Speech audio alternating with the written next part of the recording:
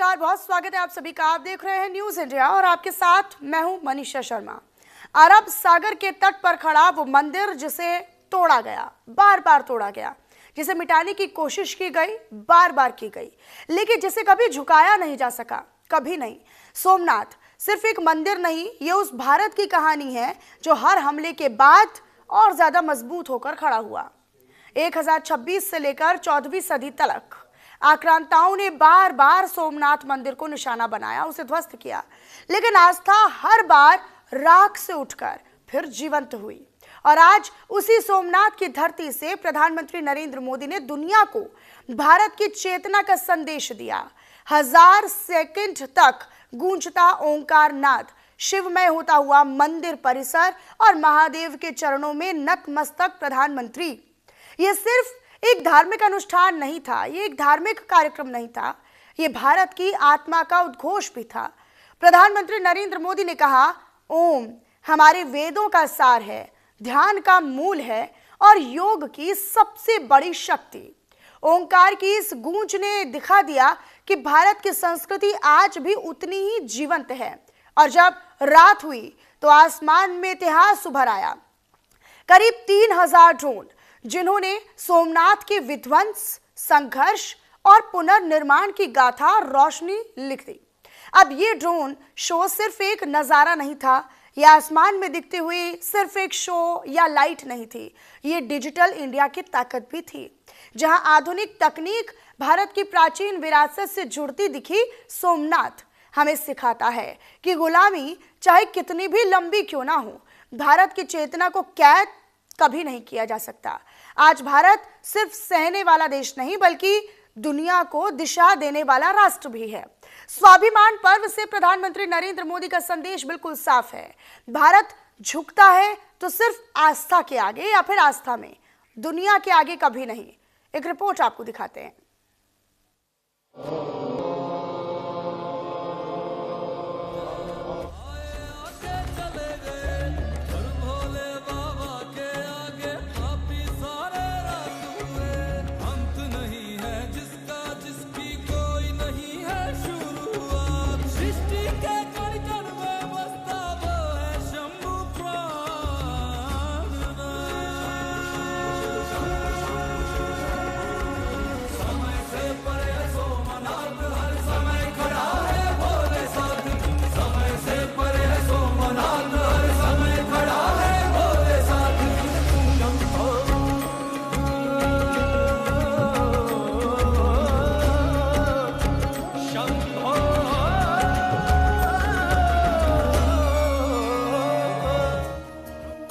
ये भव्यता, दिव्यता और आस्था भारत के स्वाभिमान की उस गाथा का संपूर्ण सार है जो हजारों सालों से सोमनाथ की पहचान रही है।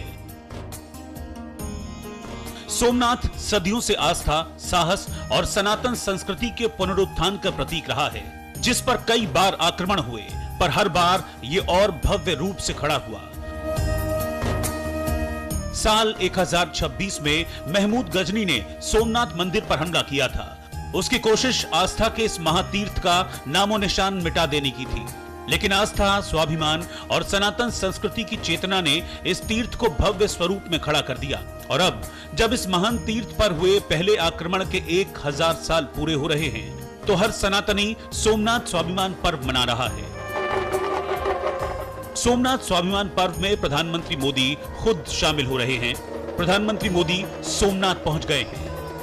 इससे पहले सोमनाथ पहुंचने पर प्रधानमंत्री मोदी ने ओंकार का जाप किया, ड्रोन शो देखा और सोमनाथ स्वाभिमान पर्व को लेकर उन्होंने अपने ब्लॉग में लिखा, जनवरी 1026 में गजनी के महमूद ने सोमनाथ मंदिर पर बड़ा आक्रमण किया था। इस मंदिर को ध्वस्त कर दिया गया था। यह आक्रमण आस्था और सभ्यता को नष्ट करने के उद्देश्य से किया गया एक हिंसक और बर्बर प्रयास था। सोमनाथ मंदिर पर हमला मानव इतिहास की सबसे बड़ी त्रासदियों में शामिल है।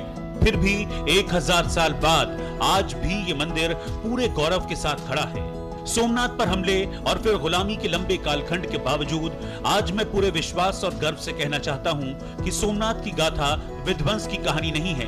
ये पिछले 1000 साल से चली आ रही भारत माता की करोड़ों संतानों के स्वाभिमान की गाथा है। ये हम भारत के लोगों की अटूट आस्था की गाथा है। गुजरात के सौराष्ट्र में अरब सागर के तट पर स्थित सोमनाथ मंदिर केवल एक धार्मिक स्थल नहीं, बल्कि भारत की सांस्कृतिक अस्मिता, ऐतिहासिक संघर्ष और पुनर्जागरण की जीवंत मिसाल है। सोमनाथ मंदिर हिंदुओं की आस्था का सबसे बड़ा केंद्र माना जाता है और इसी वजह से सदियों से इस मंदिर पर विदेशी आक्रांता आक्रमण करते रहे हैं। 1026 में महमूद गजनी ने मंदिर पर हमला किया। 1299 में अलाउद्दीन खिलजी के सेनापतियों ने इस पर हमला किया। 1395 में जफर खान ने मंदिर तोड़ा। 1412 में अहमद खान ने नुकसान पहुंचाया। 1469 में महमूद बेगड़ा ने पूजा पर रोक लगा दी। 1665 और 1706 में औरंगजेब ने मंदिर को नष्ट करने के आदेश दिए। लेकिन महादेव का यह चमत्कार है कि कई बार टूटने के बाद भी ये मंदिर हर बार भव्य दिव्य स्वरूप लेता रहा। और अब सोमनाथ मंदिर पर पहली बार हुए हमले के 1000 साल पूरे होने पर सोमनाथ स्वाभिमान पर्व मनाया जा रहा है, जिसमें शामिल होने के लिए देश के कोने कोने से श्रद्धालु सोमनाथ मंदिर पहुंच रहे हैं।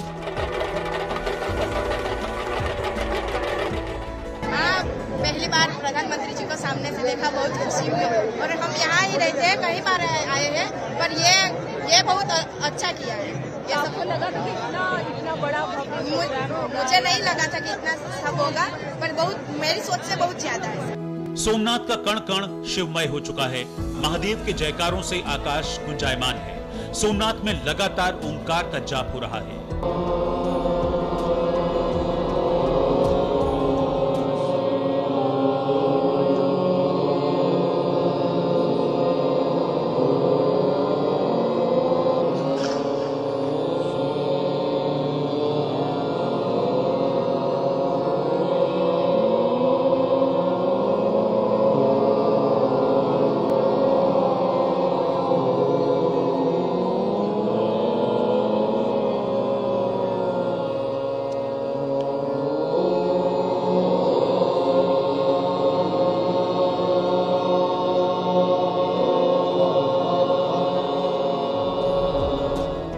सोमनाथ धाम में आस्था और स्वाभिमान का उत्सव मनाया जा रहा है।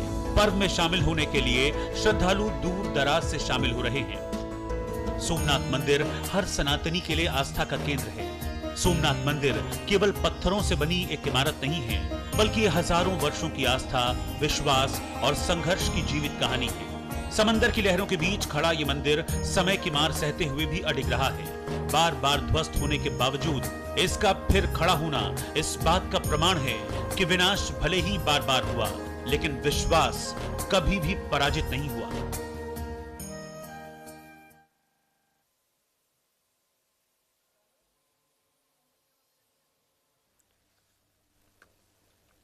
और देखिए, आज बड़ा दिन है। आज भारत की आध्यात्मिक दृष्टिकोण से भी और भारत के सांस्कृतिक दृष्टिकोण से भी जो एक बड़ा दिन है वो देखा जा रहा है। सोमनाथ का बार बार विध्वस्त होना या फिर ध्वस्त होकर वापस से खड़े हो जाना और उतनी ही बड़ी दिव्यता के साथ, जितनी बार उसे तोड़ने का प्रयास किया गया उससे भी बड़ी भव्यता, दिव्यता और नव्यता के साथ उसका बन जाना, ये काफ़ी मायनों में बेहद खास हो जाता है। आज का दिन विशेष है, इस पर हम मेहमानों से चर्चा करेंगे, इसके महत्व को समझेंगे। हमारे साथ चर्चा करने के लिए कुछ खास मेहमान हैं। महामंडलेश्वर स्वामी शैलेशानंद गिरी जी वैदिक स्कॉलर के तौर पर हमारे साथ जुड़ रहे हैं। हिमांशु भट्ट वरिष्ठ पत्रकार के तौर पर हमारे साथ जुड़ रहे हैं। डॉक्टर करिश्मा कौशिक हिंदू धर्मगुरु के तौर पर हमारे साथ जुड़ रहे हैं। मैं आप तीनों का स्वागत करती हूँ, लेकिन शुरुआत मैं स्वामी शैलेशानंद गिरी जी के साथ ही करना चाहती हूँ।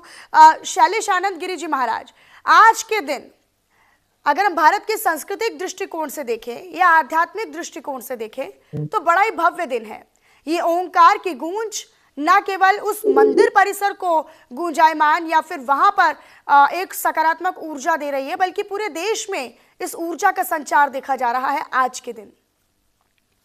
देखिए, स्पष्ट है, आप सभी को आज की इस सुबह का प्रणाम है। मैथिली चरण गुप्तों ने आज ही के प्रकार के किसी दिवस के लिए लिखा था, यूं तो हर दिन मनती है राखी होली और हर रात मनती है दिवाली, लेकिन क्या हर रोज छिटकती जैसी आज छिटकती पूरब में लाली। हमें मौसम की खुशनुमा होने का एहसास तब होता है जब हमारा मन, हमारा हृदय आंतरिक भाव से प्रसन्न हो। और ये जो प्रसन्नता है, ये प्रसन्नता हमें मिलती है हमारे स्वाभिमान से। और शिव के जो मस्तक के ऊपर चंद्र सुशोभित है वो कहलाता है शशांक शेखर। वो हमारे भारतीय सनातन के स्वाभिमान का प्रतीक है।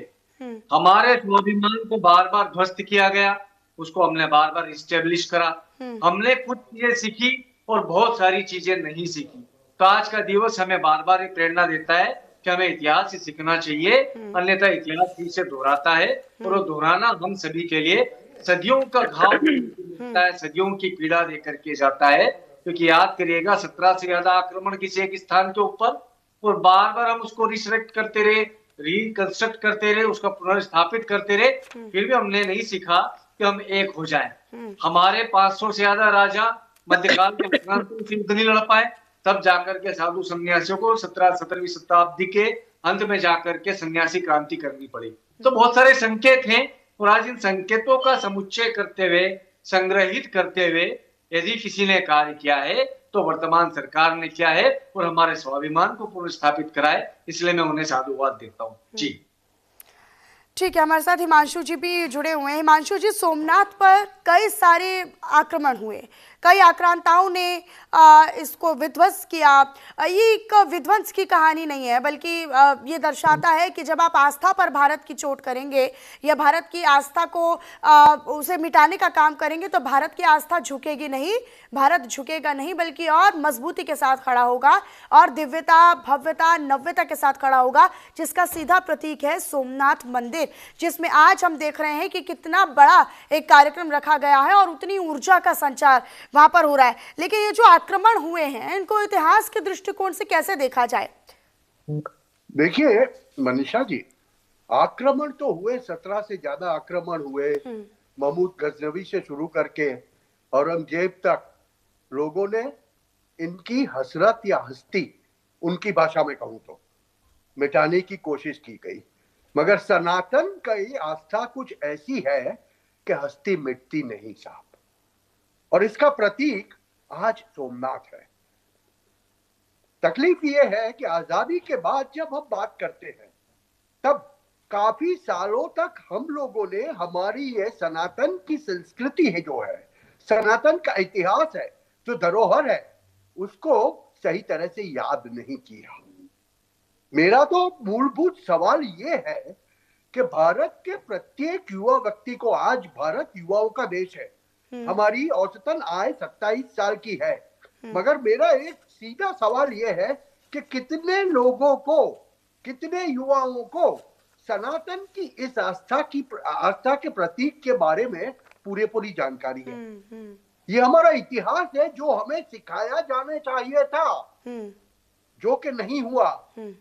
हमने औरंगजेब और बाबर के जमाने में खाली 100-200 साल के इतिहास को समझ के या सिखा के हमें पिछले 1000, 2000, 5000 साल के हमारे जो इतिहास थे, हमारी जो भव्यता थी, और वो भव्यता के अंदर एक दिव्यता दिखती थी, उसको सिखाने का कभी प्रयत्न नहीं किया।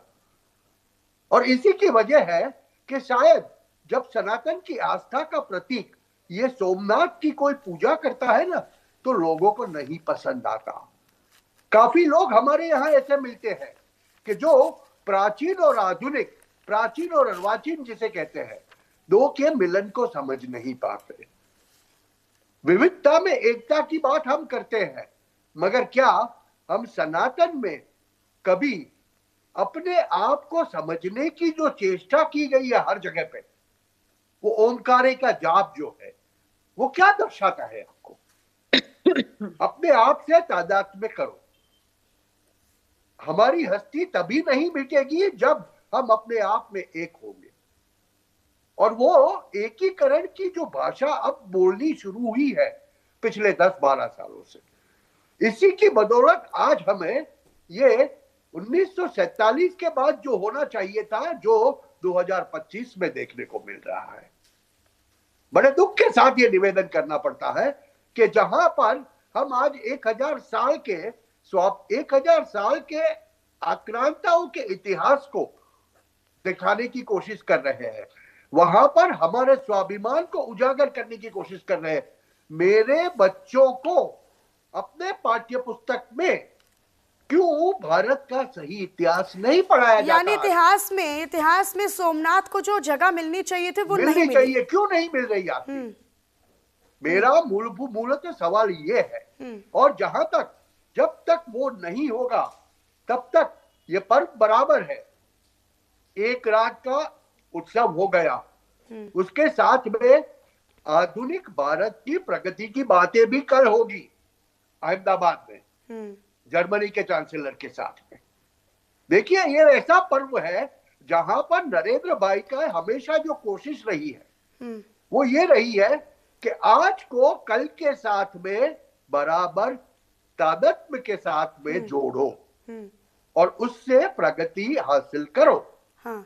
और जो चीज वो हर दम करने की कोशिश करते हैं, जब वो गुजरात के प्रधानमंत्री थे तब से, गुजरात के मुख्य प्रधान थे तब से लेके आज तक उनका प्रयत्न, फिर काशी के बारे में हो, नालंदा के बारे में हो, दक्षिण के कोई स्थल के बारे में हो, वो हमेशा करते आए। और ये हमें सीखना चाहिए। हमारे इतिहास के अंदर भारत का जो सही इतिहास है ना, वो सही इतिहास को उजागर करके बच्चों को, अगली पीढ़ियों को बताना बहुत जरूरी है। वरना ये काल्पनिक, ये जैसे कोई लोग बोलते हैं ना कि भाई रामायण तो काल्पनिक कथा थी, ये बात हो जाएगी। अच्छा, प्रधानमंत्री नरेंद्र मोदी की यहाँ पर मौजूदगी जो है वो सोमनाथ के अस्तित्व को और ज्यादा मजबूत करती है ना, और ज्यादा मजबूत करती है। डॉक्टर करिश्मा कौशिक जी, आप किस तरीके से देखती हैं आज प्रधानमंत्री नरेंद्र मोदी एक प्रधानमंत्री के तौर पर नहीं, एक सच्चे भारतीय के नाते, एक सांस्कृतिक व्यक्ति के तौर पर आप कह सकती हैं, उनका व्यक्तित्व ऐसा है कि काफ़ी लोग, चाहे हम अपोजिशन की भी बात करते हैं तो काफ़ी लोग इस बात का लोहा मानते हैं कि प्रधानमंत्री से ज़्यादा कोई आध्यात्मिक छवि या फिर आध्यात्मिक व्यक्तित्व राजनीति में नहीं है। मतलब आप भी यही मानती हैं कि प्रधानमंत्री की मौजूदगी जो है वो सोमनाथ को और ज़्यादा मजबूत दे रही है, उसके अस्तित्व को और ज़्यादा मजबूती देती है? देखिए, जो मैं ये चीज अभी देख रही हूँ कि किस तरह से जो प्रधानमंत्री नरेंद्र मोदी जी इस चीजों को आगे लेकर के आ रहे हैं, हमारे इतिहास को आगे लेके आ रहे हैं। जैसे अभी मैं हिमांशु भाई की बातें सुन रही थी तो उन्होंने बोला कि ये चीजें तो बहुत सालों पहले हो जानी चाहिए थी। तो ये बिल्कुल सत्य वचन है कि जब हमें आजादी मिली तो ये चीजें उसी टाइम पे हो जानी चाहिए थी। ये तो हम बहुत आगे चल रहे हैं, लेट हो गए हैं हम इन सब चीजों में। सोमनाथ है क्या? सोमनाथ सबसे सर्वप्रथम ज्योतिर्लिंग माना जाता है 12 ज्योतिर्लिंगों में, तो सबसे पहला ज्योतिर्लिंग है। जब सोमनाथ की कहते हैं ना कि जब नींव रखी गई थी तो वो स्वयं सोमनाथ यानी चंद्रदेव द्वारा रखी गई थी और चंद्रदेव को मस्तिष्क पे महादेव ने विराजित किया था और ये कहा था कि ये एक आस्था का प्रतीक, एक आस्था का स्थल रहेगा जहां पे पुनर्जीवन मिलना जो है वो संभव रहेगा। तो ये तो मुगलों को उसी टाइम पे समझ जाना चाहिए था, मगर खैर ये मुगल क्या ही समझेंगे, सनातन है, ये कोई छोटी मोटी बात नहीं है, मुगल कभी समझ नहीं पाए। और सबसे दुख की बात तो ये है कि एक सनातनी ये बात नहीं समझ पाया कि सोमनाथ है क्या। सोमनाथ जो है वो एक जो पुनर्जन्म का निर्माण जो देता है वो चीज है सोमनाथ। सोमनाथ केवल एक ज्योतिर्लिंग नहीं है बल्कि एक ऐसा स्थल है जहां पे आप जा करके अगर दर्शन करते हो तो आपको एक पुनर्जन्म मिल जाता है, आपकी जो परेशानियां हैं वो कट जाती हैं। तो वही चीज है, सोमनाथ को तोड़ने की कोशिश की गई। अब देखिए, जो खुद ही पुनर्जन्म का निर्माण करने वाला एक ऐसा स्थल हो उसको तोड़ करके कैसे, आप ये सोचिए कैसे तोड़ा जा सकता है। तो मुझे लगता है मुगलों की गलती थी और ये सनातन के लिए मुझे सबसे बड़ा दुख लगता है कि हम लोग इतना लेट हो गए। अब आकर के हमारे पूजनीय प्रधानमंत्री नरेंद्र मोदी जी ने ये जो महोत्सव है ये किया है, ये सारी चीजें कर रहे हैं। यही नहीं बल्कि राम मंदिर देखिए कितने बड़े बड़े भव्य इन्होंने जो धार्मिक स्थल है उनका निर्माण दोबारा से किया है। तो इसीलिए ये चीजें तो हो ही जानी चाहिए थी पहले। मगर मैं हाँ बहुत खुश हूं कि चलो देर आए दुरुस्त आए, मगर ये कांग्रेस के टाइम पे नहीं हुआ और किसी ने इस चीज के लिए आवाज भी नहीं उठाई, किसी पार्टी ने आवाज नहीं उठाई। इस चीज का दुख है, मगर अब इस बात की खुशी है कि ये सनातन को लेकर के आगे बढ़ रहे हैं और ये चीज नहीं है कि सिर्फ सिर्फ गुजरात में है सोमनाथ, तो बिल्कुल ये पूरे भारत में जितने हमारे स्थल है, जो ज्योतिर्लिंग है, जो हमारे भव्य मंदिर है, उनका भी निर्माण कर रहे हैं। ऐसा नहीं कि सिर्फ एक ही जगह पे देख रहे हैं। तो मुझे इस चीज की खुशी है कि कहीं ना कहीं भारत का अब विकास हो रहा है, जो सनातन है उसका अब विकास हो रहा है। और डेफिनेटली जो हमारी जनरेशन है, जो सो कॉल्ड जेनजी जनरेशन है, उसको पता तो एटलीस्ट चल जाएगा इन सब चीजों से कि क्या हमारा सनातन है और क्या हमारा इतिहास है। अच्छा ठीक है, एक बार फिर से मैं स्वामी जी के पास आना चाहती हूँ। स्वामी जी, ये बार बार ध्वस्त होकर, बार बार विध्वंस होकर, बार बार टूटकर फिर भारत की चेतना को अमरता की तरफ ले जाना या फिर से उसको जीवित करना, ये कितना बड़ा संदेश है। आज की पीढ़ी को इससे क्या सीख लेने की जरूरत है? देखिए, पूरी पीढ़ी, चाहे वो युवाओं की हो, जेनजीज की हो, जेनेक्स की हो, किसी भी आयु वर्ग के लिए एक बहुत बड़ा पाठ है। इसे आज नहीं समझे हम तो अब अगला मौका नहीं मिल रहा है। आप याद करिएगा, गजनवी का आक्रमण क्यों हुआ? अफगान से इतनी दूर से आकर के उसने हमारे सोमनाथ मंदिर को ध्वस्त कर दिया। कभी ये सोचिएगा, क्योंकि देखिएगा उस समय पर हम जात पात में बटे हुए थे, अमीर गरीब में बटे हुए थे, अनेक रियासतों में बटे हुए थे, और हमेशा एक भाव रहता था उसके साथ हो रहा है मेरा क्या।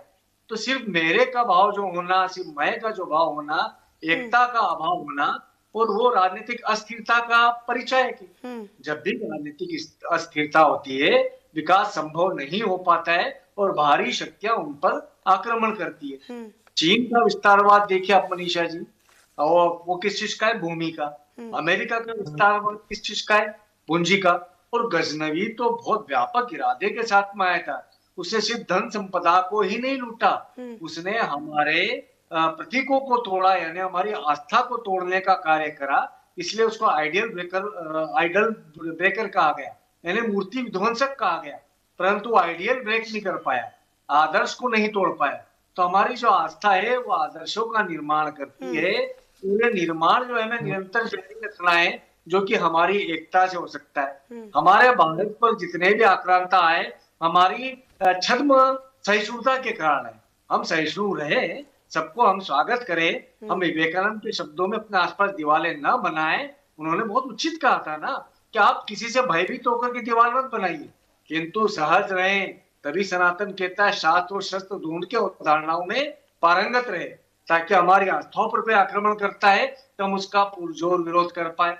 आप और एक और चीज देखिएगा, मंदिरों में धन संचय सदैव से शासकों का, सत्ताओं का, लालच का केंद्र रहा है।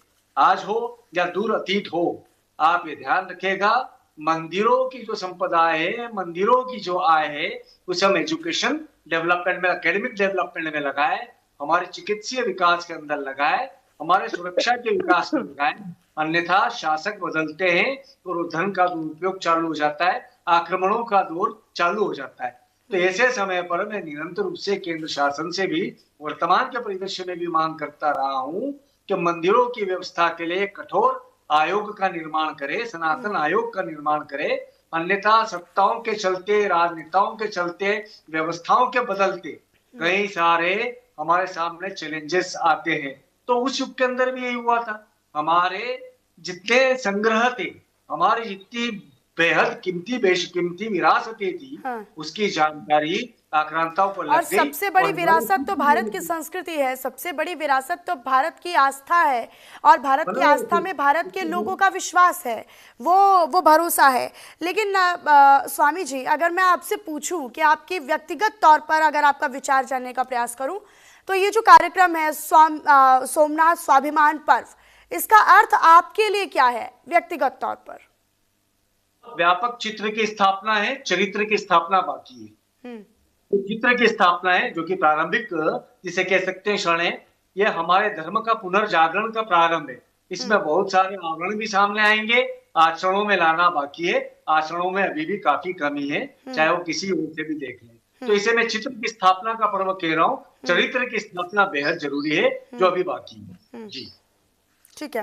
अब मैं एक बार फिर से हिमांशु जी का रुख कर लेती हूँ। हिमांशु जी बहुत खुश हो रहे हैं इन सवाल जवाब से, बहुत खुश मुझे लग रहा है, संतुष्ट हो रहे हैं कि आप इतने बेहतर तरीके से उसका जवाब दे रहे हैं। ठीक है हिमांशु जी, ये जो हम बार बार इतिहास का जिक्र कर रहे हैं, इतिहास में आक्रांताओं का जिक्र कर रहे हैं, अतिक्रमण का जिक्र कर रहे हैं, ये हमेशा से कोशिश की गई भारत की आस्था को पूरी तरीके से खत्म करने की, लेकिन सरकारों का भी तो उतना ही महत्व है, सरकारों के प्रयासों का भी तो उतना ही महत्व है। अब के नेता, अब की सरकार, अब के प्रयास और उन प्रयासों को मिलती हुई मजबूती, ये भी तो एक बड़ा मेन फैक्टर है ना कि हम एक भारत की आध्यात्मिक छवि की जब हम वैश्विक कल्पना कर रहे हैं तो वो कितना महत्वपूर्ण है। नव भारत के निर्माण के लिए, नए भारत के निर्माण के लिए मैं हमेशा एक फ्रेज यूज करता हूं, India to Hindustan to Bharat. हमें इंडिया नहीं चाहिए, हिंदुस्तान भी नहीं चाहिए, हमें भारत चाहिए, और वो भारत उसकी धरोहर में है। मैं आपको एक उदाहरण देता हूं, और एकदम बहुत रीसेंट पास का उदाहरण है। वैष्णो देवी श्राइन है हमारा, वैष्णो देवी का मंदिर है। वैष्णो देवी मंदिर ट्रस्ट से होने वाली आय, वो आय कहां यूज करते थे लोग? जम्मू और कश्मीर की सरकार ने अब्दुल्ला के शासन में काफी सालों तक अपने कर्मचारियों का पगार वैष्णो देवी मंदिर की आय में से दिया हुआ है। क्यों? ठीक है सर, समझ में आई बात? मेरा कहने का मतलब कहीं ना कहीं सर मैं आपको माफी के साथ रोकना चाहूंगी सर, ब्रेक का समय हो चला है, ब्रेक के लिए रुक रहे हैं। बहरहाल आप तीनों खास मेहमान हमारे साथ बने रहिएगा, और हिमांशु जी इसी बात के बाद यहीं से आपकी शुरुआत करेंगे, फिर रुक रहे एक छोटे से ब्रेक के लिए।